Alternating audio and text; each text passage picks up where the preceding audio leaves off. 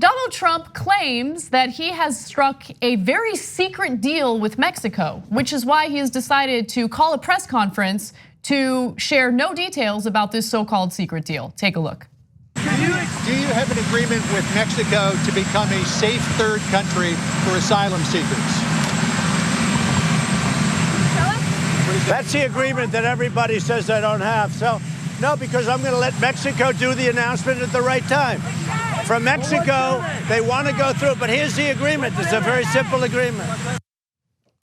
Wait till you see what happened. Okay. So it ended up being an invoice for overdue loan payment charges. I'm just kidding, it's not. But I thought it could be because of course, right? Like anyone can pull any paper out of their pocket and be like, oh yeah, I got a deal. Yeah, oh, by the way, who would have thought I got a deal? I got a deal. You did, okay. Rush Limbaugh used to do that trick all the time back in the day when he was relevant. On the radio, he would say, ladies and gentlemen, I have just received, and he would do this with the paper. I've just received a fax. First of all, how do we know you're on the radio? Second of all, so what? Your buddy faxed you something. But that doesn't prove anything, right? Yeah. So I have a piece of paper, but as it turns out, it was the real piece of paper that the knucklehead shouldn't have waved in the sun because people took a picture of it and read it. So a Washington Post photojournalist by the name of Jabin Botsford took a photo of it and of course was able to zoom in and get some of the information that was contained in that document. So I'm gonna read that to you in just a second. But first, I wanna go to the second clip of Trump talking about a so-called deal, which actually is nothing new. And I'll give you the details on that too. Take a look. If they bring the numbers way down, we won't have to. But this is my option. It goes into effect when I want it to, but I have a lot of respect for the president of Mexico. I have a lot of respect for the people we dealt with, so I don't want to do that. And they have to go back to Congress to get that approved. This will go into effect, and it's my option. It's not Mexico's, but it will go into effect when Mexico tells me it's okay to release it. Okay, so he made a bunch of stuff up. There were little kernels of truth there that I will point out to you in just a sec. But look, there hasn't been anything new negotiated, right? There is nothing new in the deal, which is why he keeps saying that it's a secret deal. Why would there be a secret deal? First of all, you think Trump, if there were any new components of this deal, you think Trump wouldn't go out there and like be boastful about it and give you all the details? Of course he would. He wouldn't call it a secret deal. He'd be telling everyone, right? He would go on an international tour to talk about how he finally accomplished the first deal of his presidency. Yeah, so here's what happened instead. It turns out the Mexican government, even before this one was in place, so two different administrations in Mexico have had a backdoor diplomacy, if you will, with the Trump administration, with apparently the most important diplomat, not the Secretary of State, but Jared Kushner.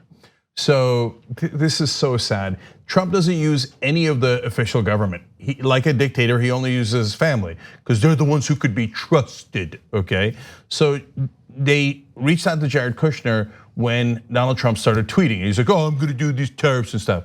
And they're like, hey, Jared, the deal that we did a couple of months ago, can we just call that the new deal? And Kushner apparently was like, yeah, sure, that's fine. And it worked. It totally worked. But the thing is, Trump, and part of the reason it worked is not because Trump is in on the game and he's like, oh, okay, well, this will look like I'm a tough guy and we still have the deal, but I'll get good hype and marketing out of it. No, he doesn't know.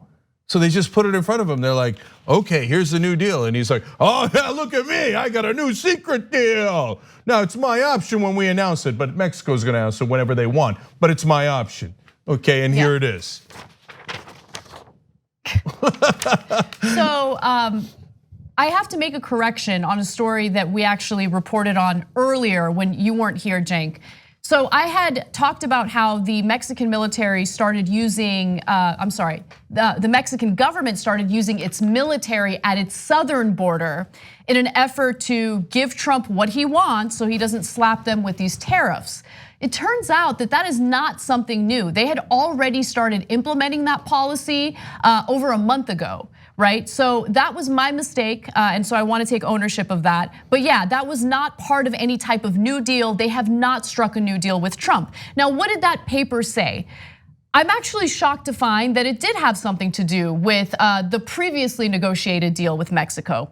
From what reporters were able to decipher, it said the following: if the United States determines at its discretion and after consultation with Mexico, after 45 calendar days from the date of the issuance of the joint declaration, that the measure adopted by the government of Mexico pursuant to the joint declaration have not sufficiently achieved results in addressing the flow of migrants to the southern border of the United States, the government of Mexico will take all necessary steps under the domestic law to bring the agreement into force with a view of ensuring that the agreement will enter into force within 45 days. I feel like it was purposely wordy to just confuse Trump. And make him think that there was something new in this deal.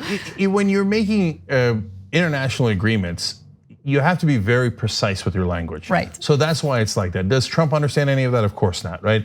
But the kernel of truth that Anna was referring to is, we have 45 days to decide whether Mexico has complied enough with this agreement. And that is what that language is referring to. And if we say what you've done is not sufficient, then Mexico has to do new things. Although in that portion of the letter, it doesn't explain what the new things would be. Right. But by the way, by definition, that means that Mexico was already doing things to.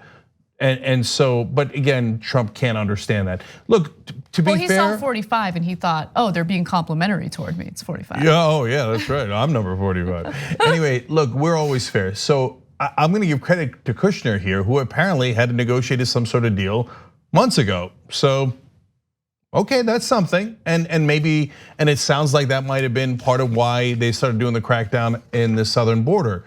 And look, I don't think that applying pressure is something that never works. I don't believe that at all. I mean, we try to apply pressure to Democrats, corporate Democrats, Republicans, etc.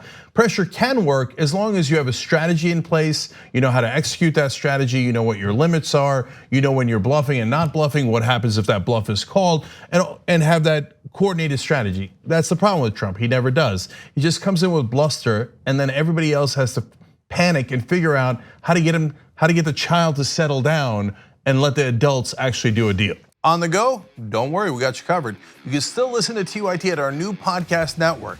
Find us on Apple Podcasts, the Google Play Store, or at tyt.com/podcast.